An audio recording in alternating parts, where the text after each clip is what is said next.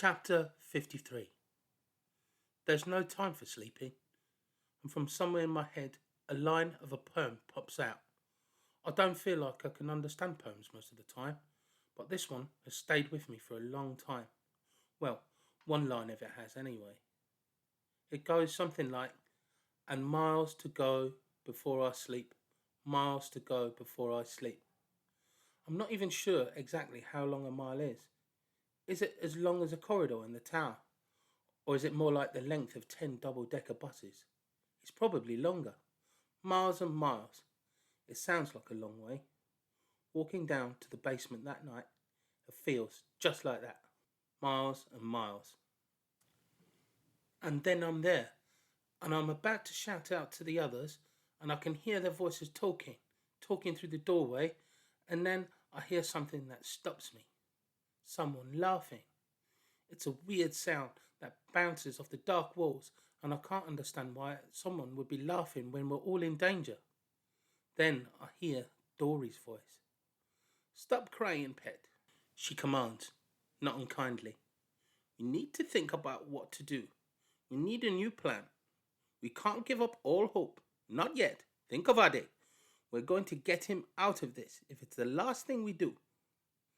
I turn the light of my torch off and I don't move. I flatten myself against the wall and listen in the darkness.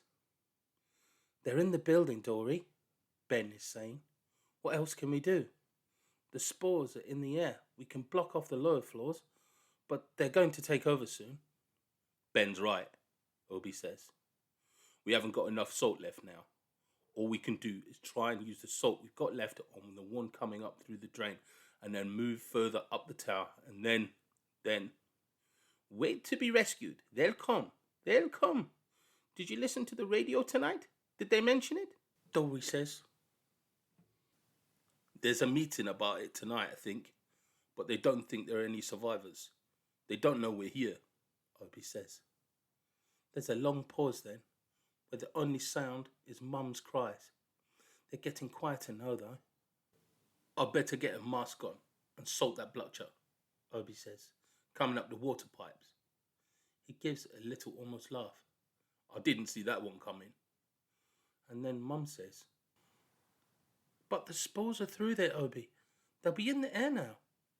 I can imagine Obi turning to her as he once did to me, back when I told him that I'd seen lights in the other tower and I thought Gaia was in there. We must try and stop them, he says. We must try for Ade. I walk away then, as quietly as I can, spreading my weight across my soles like I used to when I played the silence game, and I move noiselessly down the corridor back to my flat. I don't want them to know I've heard everything they said. Despite everything, I can't help feeling cross that they didn't tell me they had a radio all along.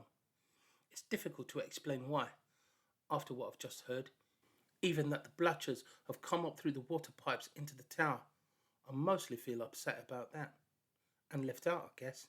Left out. It's yet another thought I've had tonight that I need to unravel from my fingers and let fall to the ground. Because the other thing that I've overheard is how far they'll go to protect me. And it's weird, because it seems like, from their voices, they want to save me more than they want to save themselves. Even though they can't really. And Dory still believes for no reason that we'll be saved. And Obi's going to go into a room with spores in the air just to give us a last chance to survive this. And I hang on to that thought, and it makes me want to cry, but mostly to never forget that this is what people do for each other. Chapter 54.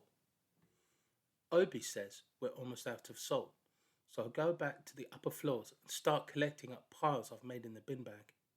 When I fill one up, I start the journey downstairs again. It takes both my hands to carry it. Ade! Ade! I can hear Mum running up the stairs, calling out to me. Ade! Ade! I'm here, Mum!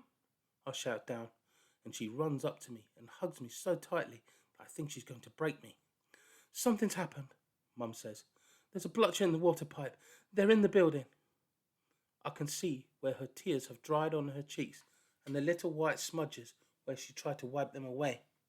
We need to get a mask on you, she says, just in case. What do you mean? I ask. We've only got 2 masks. Why do I need to wear one? Come downstairs and we'll explain what we're going to do, Mum says. I don't want to wear a mask. I know what Mum means.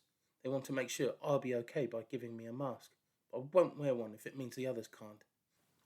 I don't want them to protect me anymore. I want to help them. I'm not going down with you, Mum, I say. She looks shocked, as if I've slapped her around the face. I realise it's the first time I've ever said I won't do something she's asked me to do.